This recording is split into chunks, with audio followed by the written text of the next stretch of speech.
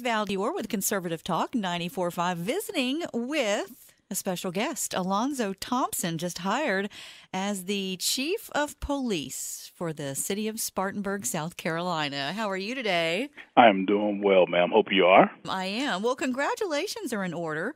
Of course, you're pretty familiar with the area. You're not too far away as we speak. I know you were assistant chief there in Winston-Salem, so heading over to Spartanburg, not too far of a trip. Oh, no, not too bad. Just a little over 2 hours, 2 hours and 15 minutes, thereabouts, in relatively close proximity. You'll be sworn in Spartanburg on the 23rd. Yes, ma'am, that's correct. When do you expect to take over as Spartanburg Police Chief? I will be taking over February the 1st, that's Saturday.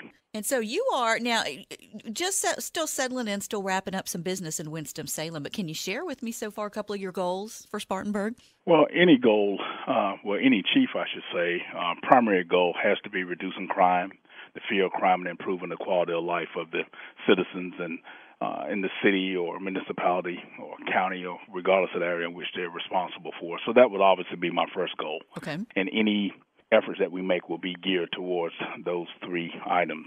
And now what would you say would be the most targeted as far as crime is concerned? What is your biggest concern? Obviously, violent crime is always the major concern, I would say. But even those, what I'll call nuisance-type concerns that will somehow negatively impact the quality of life, disturbances and things where if there's begging, whatever. Some of this I will, once seated, will get a better feel for what will be needed to be addressed. But violent crime in any city, it should be top priority. And then more of those types of crimes that are, again, more nuisance-type crime would need to be targeted. And that will be my focus. Right. And I would imagine it's going to take a while for somebody to show you around so you know exactly what's going on. But I'll tell you, they didn't hire any schlup. I'll tell you, after, 30 years of police experience, you hold a Bachelor of Arts degree in political science from the University of North Carolina at Chapel Hill. A graduate of the FBI National Academy, where, might I say, you were elected president of your class. Oh, well, thank you. And all of that after the Air Force. So, yes, ma'am. Now, what do you think all of that experience, between the 30 years of police experience and the Air Force, what would you say is going to better equip you? What have you taken from those experiences that's going to better help you with your new position as Chief of Police? To me, the leadership and team building are two things that were definitely developed during my time in the military and definitely during my time here in Winston-Salem.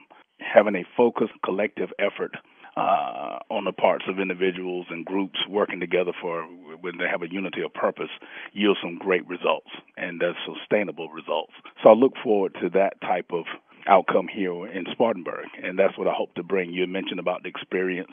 I do think I have some expertise in some areas of crime fighting and community police relationship building, and these will be things that will be extremely helpful as we move forward. I like to say I come with energy, enthusiasm, a willingness to engage. And as I mentioned before, the experience and expertise, even though I'm hesitant to say I'm an expert in anything, but because I have had a lot of exposure over the years, there are some things such as developing teams will be something I think I'm pretty good at. I also have the ability to evolve and help this agency evolve as we prepare for the 21st century and the challenges it brings. And we'll basically endeavor every day to make a difference. And a few personal words for the citizens that you'll be serving. Yes.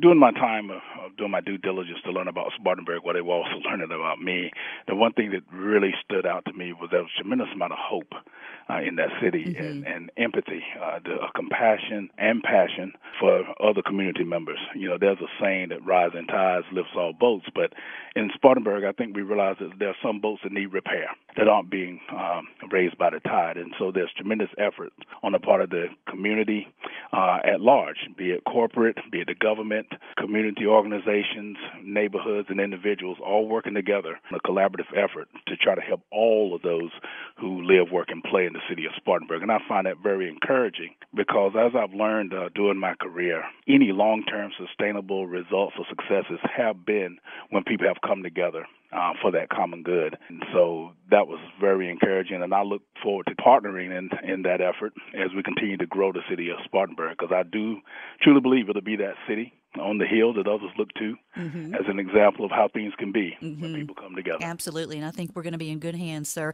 Hey, what about your family? I know you're married with 2 youngsters. How proud are they of you? Oh, extremely. Extremely proud, and I definitely couldn't make that move without their support and encouragement. Yeah, we're very excited about coming and becoming a part of Spartanburg. Now, your wife is she in law enforcement as well? Do I remember that correctly? Yes, ma'am, she is. Oh, so we know who wears the pants in the family. Yes, I'm chief, but I'm chief in Spartanburg, but she's chief at home. Exactly. Exactly. That's the way that works. Well, thanks for your time. We wish you well and bless you and your family with this new journey, and we look forward to working with you so much in the future. Like, we're not much different. You're a lot more brave than I am, because I don't fight crime behind the microphone, but I do. There is an obligation that I feel personally to serve the community, and I look forward to working with you together on that. So I appreciate your time. Thank you very much, ma'am.